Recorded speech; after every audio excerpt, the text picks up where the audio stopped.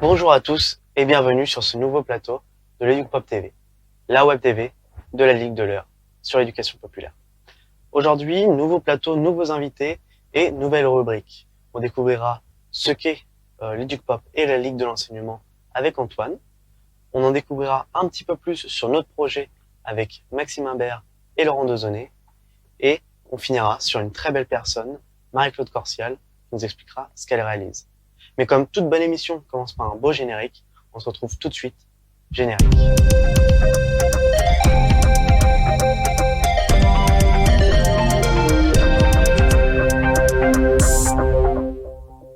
Et voilà, notre émission est lancée. Très bientôt, nous aurons sur le plateau Antoine Crevon, président de la Ligue de l'enseignement de l'Eure, Maxime Imbert, administrateur et animateur, et Laurent Dezonnet, qui est délégué général de la Ligue de l'enseignement. Nous aurons aussi Marie-Claude Corsial qui viendra nous parler de lire et faire lire, entre autres. Avant ça, je vous propose d'en savoir déjà un petit peu plus sur la Ligue de l'enseignement pour avoir les bonnes bases, avec une vidéo qui dure un petit peu plus d'une minute, qui va vous expliquer nos objectifs et ce qu'on réalise avec la Ligue de l'enseignement. On regarde ça tout de suite, ensemble. C'est parti.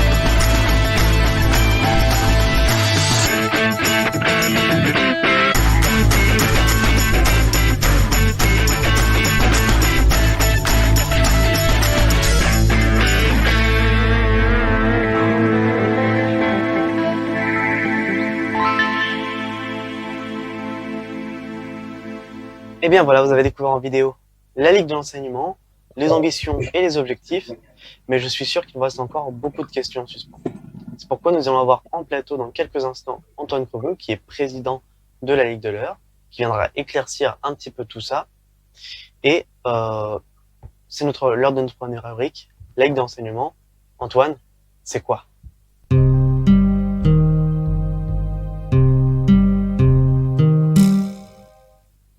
Bonjour Antoine, est-ce que tu m'entends ? Bonjour. Oui, je t'entends bien, et toi ? Très bien. Est-ce que tu pourrais expliquer à nos téléspectateurs, la Ligue d'enseignement, c'est quoi ? Alors la Ligue, c'est un mouvement d'éducation populaire qui a cette dame à plus de 150 ans, et le principe, c'est de développer l'éducation populaire au plus près de ceux qui en sont très loin, et de rapprocher, de faire du lien et de monter des projets qui peuvent rendre autonomes toutes ces personnes, et puis surtout un vivre ensemble. On l'a vu dans la vidéo, la Ligue, c'est de l'éducation, de la culture et plein d'autres choses. Mais est-ce que ça s'adresse plutôt aux enfants, plutôt aux adultes, aux ados ? Alors l'avantage de la Ligue, c'est que c'est mieux que les jeunes Nathan, hein. C'est avant 7 ans et c'est après 77 ans. Parce qu'on a différentes actions qui sont aussi bien de la petite enfance à travailler avec eux, et aujourd'hui on a une action que Marie-Claude développera tout à l'heure qui s'appelle Lire et faire lire, où à partir de 52 ans et plus si affinité, tu peux aller lire et partager des moments de lecture avec des enfants. Voilà. Et pour les jeunes de mon âge par exemple, qu'est-ce que vous pouvez proposer comme activité ? Alors, pour ceux qui sont un peu plus jeunes que toi, qui ont envie aujourd'hui d'être autonomes et de monter des projets, eh bien, on a une action qui s'appelle la Junior Association, qui, avant 18 ans, logiquement, tu n'as pas le droit de faire une association. Eh bien, la junior association permet de te regrouper et nous, au niveau de la ligue, on orchestre ça pour que tu puisses avoir un statut juridique et monter des projets. Donc ça, c'est la junior association. Et puis, on est un des référents, on n'est pas le seul, mais on est un des principaux à gérer le service civique. Donc le service civique, c'est une action qui est dirigée vers les jeunes qui ont à un moment donné soit un parcours un peu difficile, soit des doutes sur leurs envies ou pour valider aussi leurs acquis. Et donc le principe est très simple. On les prend de 6 à 8 mois en charge avec des missions bien précises pour qu'ils puissent s'épanouir professionnellement. Et Bon, Antoine, on s'est rencontrés pendant que j'étais en service civique, mais est-ce que tu peux expliquer à nos téléspectateurs, entre autres, quel est le rôle que vous jouez pour les services civiques? Alors notre rôle, il est sur tous les points. Hein. On fait de la formation de service civique pour savoir les bases de l'histoire. On fait des services avec les tuteurs. On fait de la formation et puis surtout durant votre service civique, on a un accueil soit téléphonique, soit visuel régulier pour savoir si ça se passe bien et si les missions que vous aviez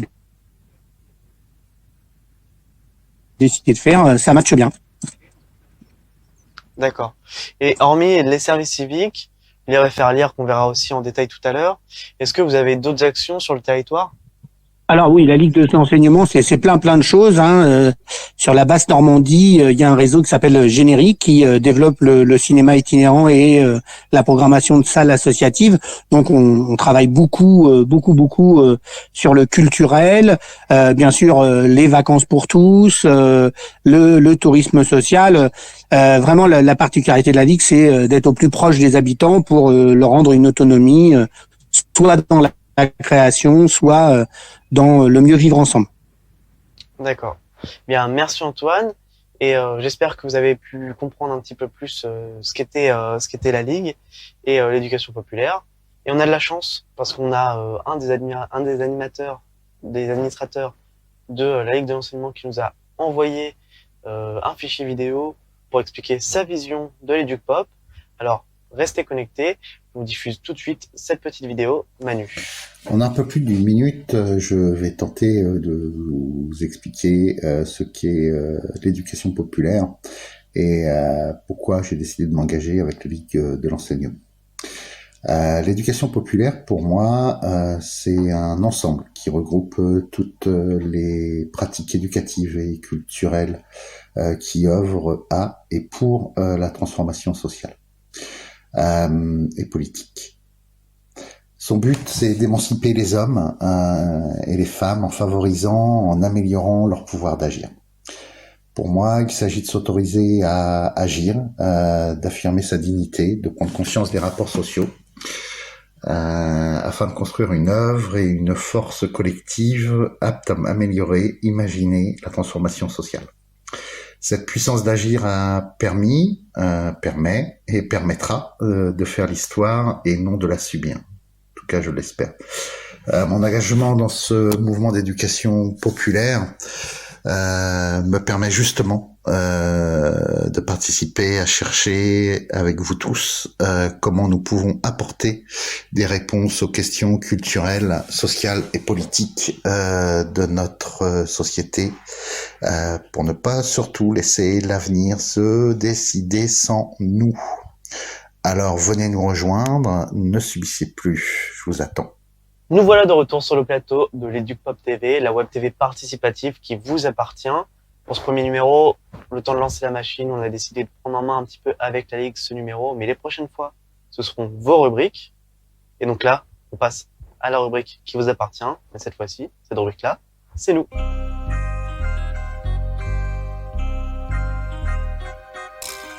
Alors bonjour Max, est-ce que tu m'entends? Oui, Adrien, pas de problème, je t'entends. Bonjour à toi, bonjour à tous. Dis-moi Max, comment ça va? Bah écoute, ça va.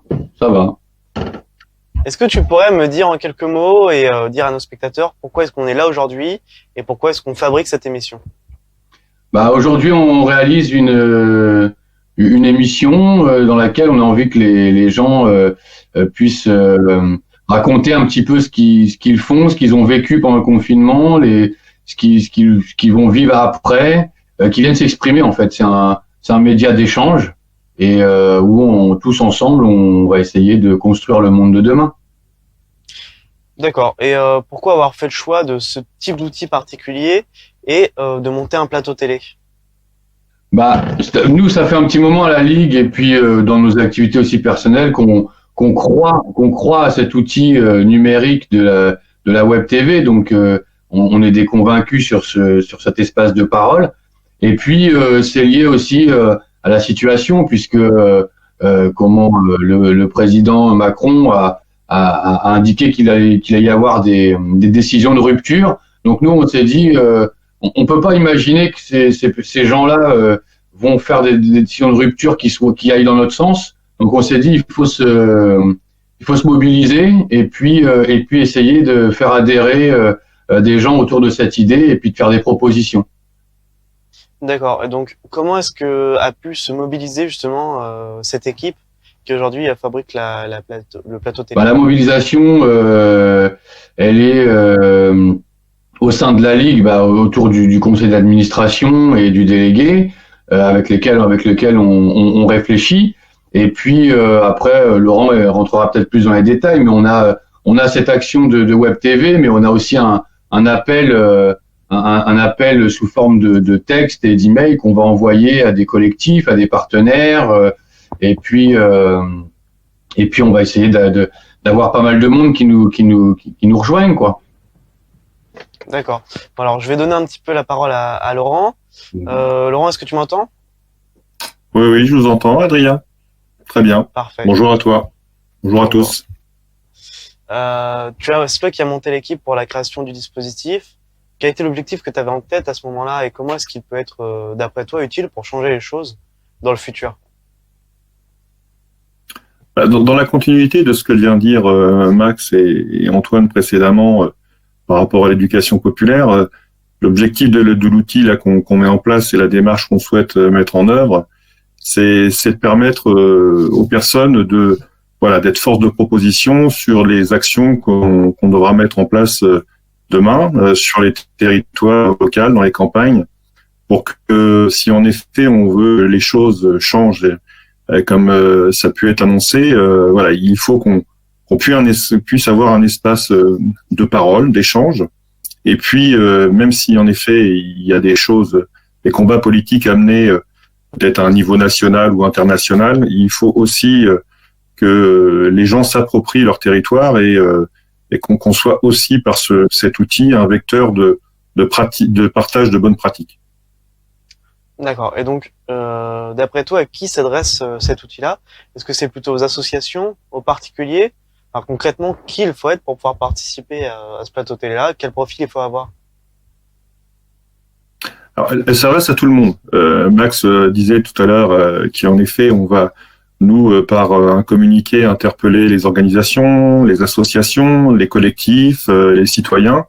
Donc, cet outil s'adresse à tout le monde parce que on s'aperçoit que des initiatives, il peut y avoir des initiatives individuelles, qui peuvent être relayées et qui à un moment donné peuvent être aussi essaimées, déployées ailleurs. Donc ça peut être des individus, ça peut être des associations, ça peut être des collectifs. Donc cet outil, il est destiné, comme le disait aussi tout à l'heure Antoine, aussi à des jeunes, mais aussi à des moins jeunes. On n'est pas, on cible pas un public spécifiquement parce qu'on part du principe que si on veut réellement porter un changement demain, il doit être porté par tous, à n'importe quel âge et d'où qu'on soit associatif, qu'on soit citoyen quelconque. On est tous à être acteurs et c'est l'objectif de l'éducation populaire, c'est partir du principe qu'on est tous acteurs du changement pour si on veut porter un autre monde pour demain. D'accord. Et donc, pour ceux qui nous regardent et qui voudraient par exemple rejoindre l'aventure, est-ce qu'il faut se rapprocher d'une association d'abord, directement de la Ligue de l'enseignement? Voilà, quelle est la démarche pour rejoindre la grande aventure? Alors la démarche à effectuer, c'est déjà par cet outil, on espère pouvoir interpeller par les différents réseaux sociaux et puis par les différents médias d'interpeller les gens. On a mis en place une adresse mail, le monde d'après @lalimnormandie.org, qui doit être un outil qui permet aussi aux personnes, voilà, de nous contacter, de prendre contact avec nous, après nous, notre rôle sera avec, alors il n'y a pas que moi dans l'affaire, hein, avec les administrateurs, de prendre contact avec ces personnes pour, voilà, donner la parole à ces personnes. On travaille déjà sur le prochain plateau autour de la question de l'éducation. On s'est déjà attachés tous, chacun de notre côté, à prendre contact avec des personnes qui, pour le coup, ont des choses à dire sur envisager, notamment autour de la question de l'école, une école, peut-être une autre école qui soit aussi permettre une éducation autour de la question de la solidarité et puis du mieux vivre ensemble. Donc, ce plateau, il appartient aussi à ceux qui nous regardent. Comment est-ce que voilà, les spectateurs peuvent essayer de participer au plateau? Comment est-ce qu'ils font pour prendre contact, pour être sur le plateau? Comme je viens de te le dire, l'adresse mail qu'on va mettre en place, on va essayer de la diffuser au maximum. Donc c'est le premier vecteur, voilà, qu'on conseille aux gens d'utiliser pour prendre contact avec nous. Et puis on compte aussi sur le fait que on a tous au sein de la ligne de l'enseignement de l'heure des réseaux, des personnes qu'on va contacter. J'étais encore au téléphone il y a quelques instants avec un enseignant qui porte voilà des choses un peu particulières sur son établissement. Donc voilà, ça va être à la fois l'outil de la Web TV, bien évidemment. On espère que par sa diffusion et par son partage permettra aux personnes de revenir vers nous. La communication aussi par les médias autres, que ce soit par les radios locales ou par les journaux. On espère que les gens viendront vers nous et à partir de là, une fois qu'on aura pris contact, on pourra les accompagner pour voilà, on monte avec eux, que ce soit des interviews, que ce soit voilà simplement des témoignages qu'on puisse diffuser auprès de tous les acteurs du territoire. D'accord, bah merci Laurent. Et Max, dis-moi, je sais qu'en ce moment tu fabriques quand même beaucoup d'animations sur Internet et que tu en partages beaucoup, des gens qui en produisent pendant le confinement. Est-ce qu'on peut leur demander de nous les envoyer, par exemple, pour les diffuser sur le plateau? Est-ce que c'est envisageable? Moi, je pense que je pense qu'ils peuvent nous les envoyer, mais moi, je pense surtout que, enfin, l'idéal aussi, l'idéologie qui se trame derrière tout ça, c'est de bien montrer aussi les valeurs de l'éducation populaire et on veut que vraiment pour ce monde d'après, l'éducation populaire reprenne un poids considérable dans la vie des hommes parce que c'est hyper important. Donc toute vidéo, tout témoignage que des gens pourront faire, qui nous les envoient sur l'adresse mail, qui nous contactent pour qu'on puisse les avoir aussi en invité sur le plateau. Moi, je dis qu'il faut en appeler aux citoyens, aux collectifs, aux bénévoles, aux associations. Il faut en appeler à nos camarades animateurs aussi qui sont concernés par tout ce qui va se passer dans le monde d'après et voilà, il faut qu'on se sente tous investis par le sujet. Donc envoyez-nous vos envies, vos sujets, vos vidéos, voilà, en format horizontal, en format vertical, 16/9, comme vous voulez, avec un bon son. Bon, merci à vous deux. Et ça tombe bien, Pauline a déjà pris les devants, nous a déjà envoyé un fichier sur comment est-ce qu'elle occupe sainement son confinement. Parce que oui, on peut allier séries télé et culture et éducation. Donc, merci Pauline d'avoir participé à ce plateau aussi. On se retrouve juste après. Pauline, l'antenne est à toi.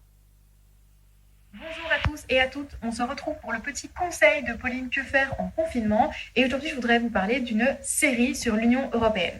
Ça a l'air barbant, mais franchement, écoutez-moi jusqu'au bout, vous allez voir, ça ne l'est pas tant que ça.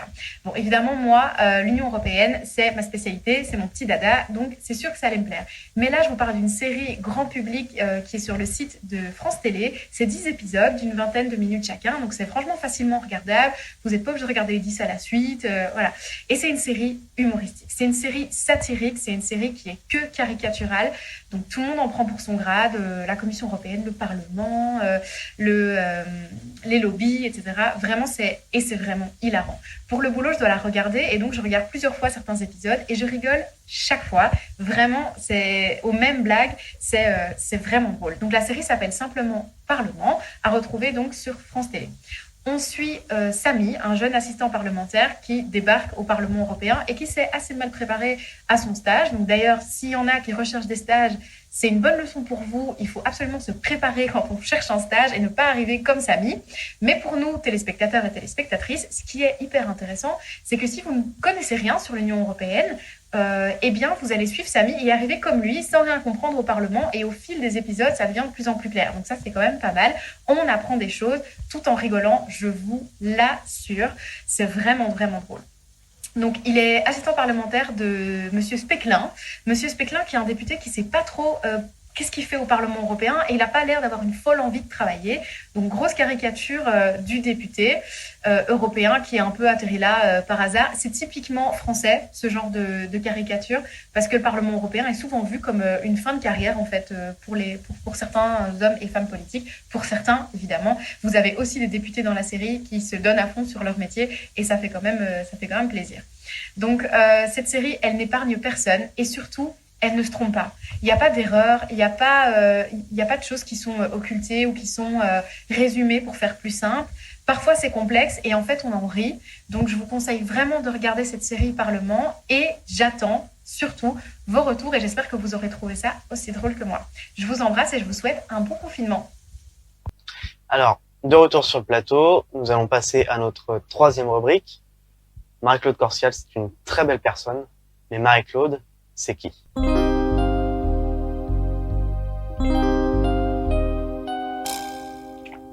Alors, bonjour Marie-Claude, est-ce que tu m'entends? Oui, je vous entends très bien. Bonjour à tous. Alors, je suis administratrice de la Ligue de l'enseignement de l'Eure depuis plusieurs années et jusqu'à une date assez récente, mais qui commence à s'éloigner un peu, j'étais professeure d'histoire-géographie dans un lycée, précisément au lycée de Verneuil-sur-Arc. D'accord. Donc Marie-Claude, tu étais professeure d'histoire-géographie. Aujourd'hui, tu es très engagée sur du pop. Est-ce que pour toi, ce sont deux choses complètement différentes? L'éducation nationale d'un côté et du pop de l'autre? En fait, j'ai toujours fait les deux en même temps parce que j'ai toujours considéré que l'éducation nationale est un lieu où les enfants apprennent un certain nombre de choses, de savoirs, de compétences, mais que ce n'est pas toute la vie éducative d'un enfant et que donc l'éducation populaire remplit des pages que l'éducation nationale ne sait pas remplir. Donc pour moi, c'est pas contradictoire du tout. J'ai toujours été à la fois professeur dans le monde de l'éducation nationale et en même temps membre d'une association d'éducation populaire. Au contraire, c'était même complémentaire. D'accord. Et donc, tu fais beaucoup d'actions avec Lire et faire lire. Est-ce que tu pourrais expliquer à nos spectateurs en quoi consiste cette association et qu'est-ce qu'elle réalise? Alors, Lire et faire lire, je dirais que c'est une association qui fait pas de bruit du tout, parce que peu de gens la connaissent, alors que c'est le principe même de l'association qui fait bouger les acteurs de terrain. C'est Alexandre Jardin, l'écrivain très connu, qui il y a 20 ans a eu l'idée de mettre en relation des enfants qui sont dans une école avec des personnes âgées, enfin un peu, à partir de 50 ans, à la fois pour créer du lien intergénérationnel et surtout pour que des liens autour de l'amour de la lecture et non pas de la lecture comme support de savoir, que l'amour de la lecture se développe. Et donc l'association a 20 ans, elle va fêter ses 20 ans le 6 juin 2020. Normalement, on devait faire des grandes manifestations, je ne sais pas si on pourra les faire. Il y a 200 000 lecteurs dans toute la France, dont 20 000 lecteurs, dans toute la France, 200 dans le département de l'Eure, 50 sur le territoire d'Évreux, et sur le sud-ouest de l'Eure, on est environ une vingtaine. D'accord. Et donc, pour celles et ceux qui voudraient rejoindre, qui nous regardent et qui voudraient rejoindre Lire et faire lire, comment ça se passe? Est-ce qu'il faut s'inscrire quelque part? Est-ce qu'il faut rencontrer quelqu'un en particulier? En fait, ça se fait surtout par le bouche à l'oreille. Quelqu'un vous dit, tiens, moi je lis dans une école. Alors vous lui dites, ah bon, qu'est-ce que vous faites? Et alors je fais partie de l'association Lire et faire lire. Et à ce moment-là, il faut avoir 50 ans, à peu près. Le relais institutionnel et logistique, c'est la Ligue de l'enseignement, c'est la fédération locale. Donc ici, c'est la fédération de l'Eure qui va valider la présence de l'adhérent, qui l'assure aussi, nous sommes tous assurés quand nous partons lire dans les écoles, et qui va lui aussi en même temps lui donner des journées de formation assez exceptionnelles tout au long de l'année sur lire la poésie, lire avec des grands, lire avec des petits, comment gérer un groupe, etc., etc. Donc la logistique, c'est la Ligue de l'enseignement. Ok. Et en ce moment, c'est le confinement, donc forcément pas d'école, c'est plus compliqué. Est-ce qu'on peut imaginer lire et faire lire sur Internet, par vidéo, par téléphone? Est-ce que ça continue pendant le confinement, lire et faire lire? Oui, oui. Alors, moi, je sais que sur le département de l'Eure, il y a plusieurs lecteurs et lectrices de lire et faire lire qui font des choses. En général, ça peut se faire par téléphone, mais ils peuvent aussi s'enregistrer en lisant des livres. Et puis après, le professeur des écoles va, d'une manière ou d'une autre, faire en sorte que les enfants puissent écouter ou voir ce que le lecteur ou la lectrice aura lu. Alors, il y a des droits d'auteur qui sont là, un petit peu délicats à gérer, mais c'est vrai qu'il faut faire aussi appel aux auteurs pour qu'ils nous donnent leurs droits d'auteur, de manière à ce que nous puissions intervenir de manière totalement gracieuse. Mais il y a quand même beaucoup de grands textes très classiques que les enfants ont toujours du plaisir à entendre. Alors effectivement, si vous êtes auteur, éditeur, que vous publiez des livres ou que vous gérez des droits des livres, ouais, ou que vous avez de votre entourage proche des gens qui le font, n'hésitez pas à donner le droit de l'exploitation audio ou vidéo, voilà, pour les associations telles que Lire et Faire Lire. Ça fera plaisir à beaucoup d'enfants, beaucoup de parents et d'instituteurs, surtout pendant le confinement. Alors Marie-Claude, dites-nous, est-ce qu'on peut vous retrouver quelque part très prochainement, dès la fin du confinement peut-être? Alors, on pouvait me retrouver localement sur le terrain parce que nous, on agit, enfin, l'association Lire et Faire Lire dans le sud de l'Eure et sur le sud-ouest de l'Eure. Donc, on est sur un territoire d'une intercommunalité carrément 40 000 habitants, très rural. Et disons qu'on commence à rayonner sur tous les coins de ce territoire, autour de Rug, de Breteuil, de Danville, de Verneuil, avec donc c'était des présences directes dans les écoles. Et là, je sais que certaines lectrices lisent par vidéo ou par téléphone auprès des enfants. Et je pense même que une fois que le confinement va se détendre un peu, ce genre d'action va devoir probablement continuer parce que si nous devons aussi inventer le monde d'après, il faut que nous prenions la main sur le terrain, sur l'outil numérique. Parce que les enfants en auront besoin, tout le monde en aura besoin et on ne peut pas laisser faire, des officines privées qui n'ont rien à voir avec ce que nous appelons, c'est-à-dire mettre en route les gens et les faire travailler ensemble. Ok. Alors, en plus de Lire et Faire Lire et les autres actions que tu as décidé déjà de mener, tu as décidé aussi de rejoindre le projet EducPop TV. Est-ce que tu peux nous dire pourquoi est-ce que tu crois en ce projet? Oui.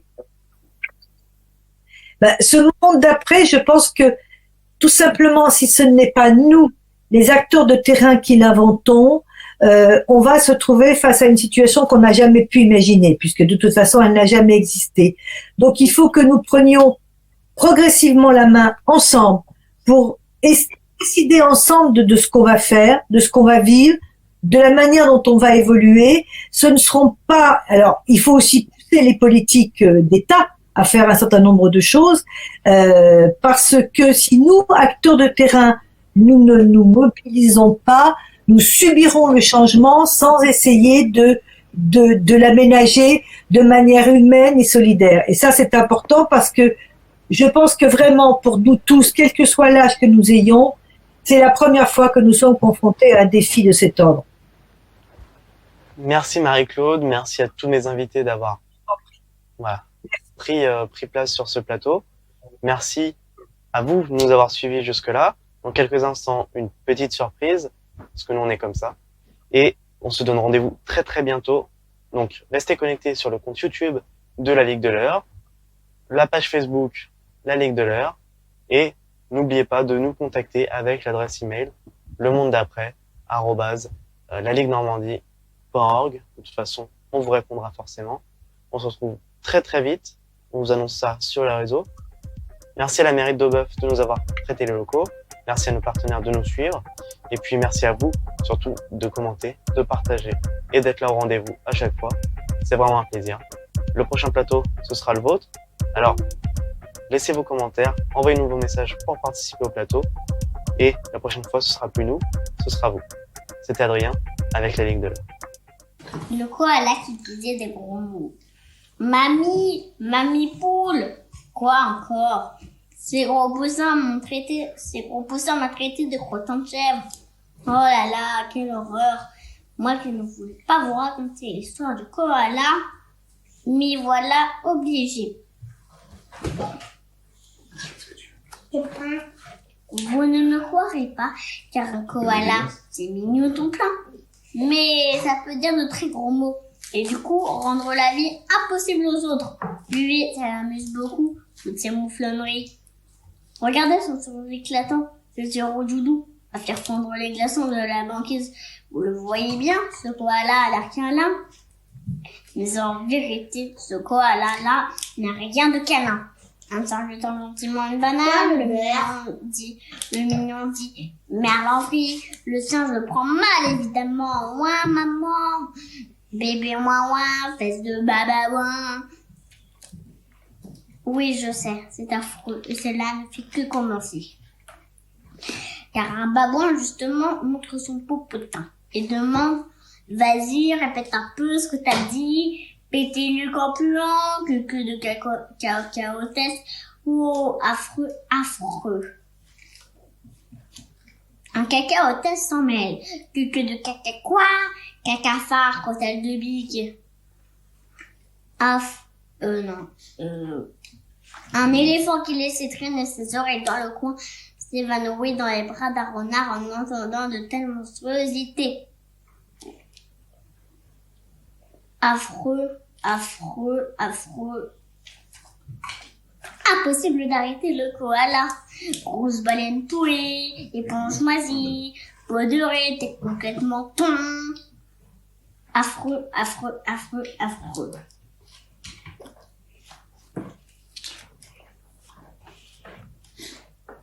Au chameau qui vient secourir l'éléphant et le renard un peu aplati, le koala lance, espèce de pauvre grosse toile bossue, et chameau, chaziboudoc, chabouzadoc, dans des bois, rentre chez toi, tu me casses dans les oreilles.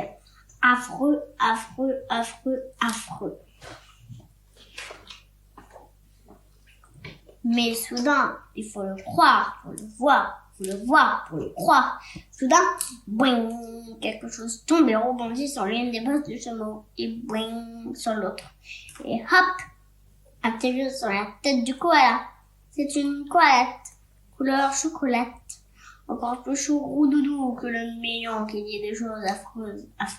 Bref, la koala se fend un énorme sourire et demande au koala, dis tes gros mots. Après, alors,